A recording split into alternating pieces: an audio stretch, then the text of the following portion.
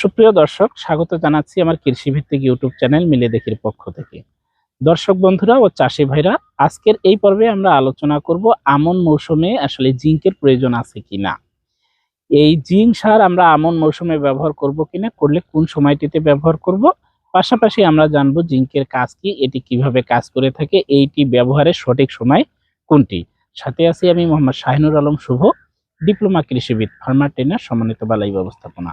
তো চলুন দর্শক বন্ধুরা, শুরু করা যাক আজকের এই পর্বটি। চলুন মূল পর্বে যাওয়া যাক। চাষি ভাইরা, জিঙ্ক কি? জিঙ্ক একটি মূলত উদ্ভিদের প্রয়োজনীয় পুষ্টি উপাদান, যেটি মাটিতে জিঙ্কের ঘাটতি পূরণ করে এবং উদ্ভিদকে জিঙ্ক সরবরাহ করে। তো এই জিঙ্ক সাধারণত আমরা দুই ধরনের ভাবে পাই, বাজারজাত দুই ধরনের ভাবে পাই। একটি হচ্ছে 21% জিঙ্ক, যেটিতে 21% জিঙ্কের সাথে 10% সালফার থাকে। আরেকটি হচ্ছে 36% জিঙ্ক, যেটিকে মনোহাইড্রেট বলা হয়, সাথে 17.5% আমরা পাই হচ্ছে সালফার। তাহলে এই দুইটি ক্যাটাগরিরই জিঙ্ক সাধারণত বাজারে পাওয়া যায়, আর আমরাও এই জমিতে এই দুইটি জিঙ্কের যে কোনো একটা ব্যবহার করি। তো জিঙ্ক সার আমরা ধান খেতে কেন ব্যবহার করি? জিঙ্ক উদ্ভিদের যে 17টি পুষ্টি উপাদান রয়েছে তার মধ্যে একটি অন্যতম পুষ্টি উপাদান, এবং এটাকে মুখ্য পুষ্টি উপাদানগুলোর মধ্যেই ধরা হয়। অর্থাৎ দুই ভাগ, এই উদ্ভিদের যে খাদ্যগুলো আছে সেটাকে দুই ভাগে ভাগ করা হয়। একটি হচ্ছে মুখ্য পুষ্টি উপাদান, একটি গৌণ পুষ্টি উপাদান। মুখ্য পুষ্টি উপাদানগুলোর মধ্যে যেই উপাদানগুলো আছে এগুলো একেবারে, আজকে যেহেতু আলোচনা করছি জিঙ্কের, তো আমরা জিঙ্ক নিয়েই কথা বলি। জিঙ্কের আগে আমরা জানি যে জিঙ্ক কি কাজটা করে থাকে উদ্ভিদের। তো প্রথমত জিঙ্ক হচ্ছে সহযোগী একটি সার, অর্থাৎ এই উদ্ভিদের যে কোনো সারকে ধরাতে, যে কোনো সার শোষণ করাতে সহযোগী হিসাবে কাজ করে হচ্ছে জিঙ্ক। দ্বিতীয়ত গাছের ক্লোরোফিল গঠনে সহায়তা করে জিঙ্ক। তাছাড়া ফসলের পুষ্ট দানা তৈরিতেও জিঙ্কের অপরিসীম ভূমিকা রয়েছে।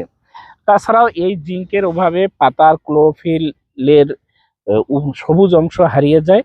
জিঙ্কের ঘাটতি যদি হয়, গাছ খাবাকৃতি হয়, অর্থাৎ খাটো হয়।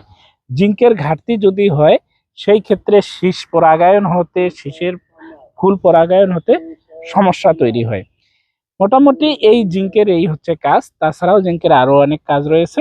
মূল যে কাজটি সেটি হচ্ছে জিঙ্ক অন্যান্য যে সারগুলো আছে সেই সারগুলোকে ধরাতে সমন্বয়ক হিসাবে কাজ করে। এই গেল জিঙ্কের কাজ।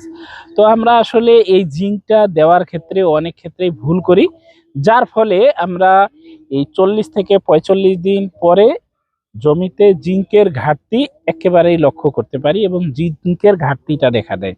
অনেক ক্ষেত্রেই আপনারা দেখবেন, এই যে সামনে যেই ধান ক্ষেতটা আমি দেখাচ্ছি, এই ধান ক্ষেতটারেই কিন্তু জিঙ্কের ঘাটতিটা আপনারা দেখতে পারবেন। কিছু কিছু পাতা নিচ পাশ থেকে উঠতেছে, সাদা হয়ে যাচ্ছে, ক্লোরোফিল অর্থাৎ সবুজ অংশটি নাই। এটা হওয়ার কারণে আমরা এই সমস্যাটি যখন দেখি তখন আমরা বলি যে এটা আসলে জিঙ্কের ঘাটতি। কিন্তু আপনারা বলেন যে আমরা তো জিঙ্ক দিয়েই দিছি। আপনারা জিঙ্ক দিয়েছেন, তবে ভুল সময়ে দিচ্ছেন, ভুলভাবে জমিতে প্রয়োগ করছেন। ভুল সময়ে বলতে, যদি জিঙ্ক আপনারা একেবারে কাদায় দিয়ে দেন, সেই ক্ষেত্রে জিঙ্কের কিন্তু তেমন একটা রেজাল্ট পাবেন না।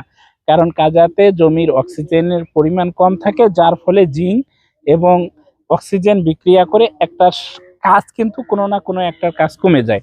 দ্বিতীয়ত, অনেক সময় আমরা টিএসপি সার এবং জিঙ্ক একই সাথে মিক্স করি। এই অনেক কৃষক ভাইরা এখন এটা মিক্স করে ছিটায় না। যদি মিক্স করেন তাহলে তো যে কোনো একটার কার্যকারিতা কমে যাবে। আর যদি মিক্স না করে, তারপরেও কি করে, আগে টিএসপি সার দিয়ে দিল, পরে জিঙ্ক সারটা ছিটাচ্ছে, তারপরেও কিন্তু একই জমিতে গেল, একই পানির সাথে মিক্স হলো, একইভাবে বিক্রিয়া করে সমস্যা তৈরি হয়, ফলে জিঙ্ক কাজ করে না।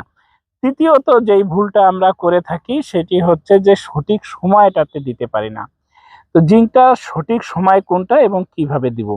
দেখেন, জিঙ্ক যদি আপনি প্রয়োগ করেন জমিতে, সেই ক্ষেত্রে আপনি যে কাজটি করবেন তা হচ্ছে যে অন্যান্য সারের সাথে মিক্স করে একে ছিটাবেন না। সাধারণত ইউরিয়া সারের সাথে যদি মিক্স করে ছিটাতে পারেন সেই ক্ষেত্রে ভালো হয়। বয়সটার ক্ষেত্রে যদি আমি বলি, সেই ক্ষেত্রে আপনারা 15 থেকে 30 দিনের মধ্যেই কিন্তু জিঙ্ক প্রয়োগ করবেন। তো সাধারণত 30 দিনের মধ্যে যদি আমন ধানের আপনি জিঙ্কটা প্রয়োগ করেন, তাহলে দেখবেন এর যে 45 থেকে 50 দিনের মধ্যে যেই জিঙ্কের ঘাটতিটা দেখা দেয়, এই ঘাটতিটা আর আসবে না। মাঝে মাঝে দেখবেন যে ধান ক্ষেতের কিছু কিছু জায়গায় হলুদ হলুদ হয়ে আছে, সব হলুদ হয়ে পড়ছে, পাতা ক্লোরোসিস বা সবুজ অংশ উঠে গেছে, সেটা কিন্তু জিঙ্কের কারণে। তো আপনারা এই সমস্যাটা সম্মুখীন হবেন না। পাশাপাশি এই 30 দিনের মধ্যে যে কুশিগুলো আসে, এই কুশিগুলা কিন্তু দ্রুত আসতে শুরু করবে, এবং এই কুশিগুলা থেকে যেই আপনার ধানের ছড়াগুলো হবে, যেই শীষগুলো হবে, সেই শীষগুলোতে জিঙ্কের কোনো ঘাটতি পাবেন না। যেই নিশান পাতাটা থাকবে, সেই নিশান পাতাতেও ক্লোরোফিলের সংখ্যা প্রচুর থাকবে। তো এই জিঙ্ক যখন আপনি প্রয়োগ করবেন, তখন যে সারগুলো আপনি প্রয়োগ করছেন, সেগুলো কিন্তু খুব দ্রুত লাগতে শুরু করবে। ফলে অধিকতর সবুজ হয়ে যাবে গাছ। গাছ যখন সবুজ হয়ে যাবে, তখন গাছ কিন্তু সূর্যালোক থেকে ও খাদ্য গ্রহণ করবে, পাশাপাশি আপনি যেই খাদ্যগুলো প্রয়োগ করছেন, জমিতে দিয়েছেন, সেগুলোও কিন্তু নিতে শুরু করবে। ফলে সেই সময়টিতে গাছ একটা আলাদা শক্তি পেয়ে যাবে, এবং এই শক্তিটাতেই আপনার যে ফলন, সেই ফলনটা কিন্তু অবশ্যই আপনি কাঙ্ক্ষিত ফলনটা পাবেন। এই হচ্ছে জিঙ্ক ব্যবহারের সুযোগ সুবিধা। আর এই জিঙ্ক ব্যবহারের জন্য আপনারা একটা কাজ করতে পারেন, যে এই সময় সময় আমরা যে 25 থেকে 30 দিন পর একটা দ্বিতীয় ডোজের সার দেই, এই সারটিতে আপনারা ইউরিয়া সারটাতে গ্যাপ রাখবেন। তখন ওইখানে যদি আপনারা এমওপি দেন, এমওপি দিবেন, সাথে অন্যান্য যা আপনার প্রয়োজন সেটা দিয়ে দিলেন। কিন্তু জিঙ্কটা আপনি এককভাবেও ছিটাতে পারেন, কিংবা ইউরিয়া সারের যে গ্যাপটা থাকে, এই গ্যাপটা পিরিয়ডটাতে আপনি ইউরিয়ার সাথে জিঙ্কটা প্রয়োগ করে ফেলেন। এই হচ্ছে আজকের মতন। যদি আমার দেওয়া তথ্যগুলো ভালো লাগে, তাহলে একটা লাইক তো করতে পারেন। আর যদি এই চ্যানেলে নিয়মিত ভিডিও পেতে চান, তাহলে অবশ্যই চ্যানেলটি সাবস্ক্রাইব করবেন। সবাইকে অসংখ্য ধন্যবাদ জানিয়ে আজকের মতন এখানেই শেষ করছি। দেখা হবে, কথা হবে পরবর্তী নতুন কোনো টপিক নিয়ে, নতুন কোনো পর্বে।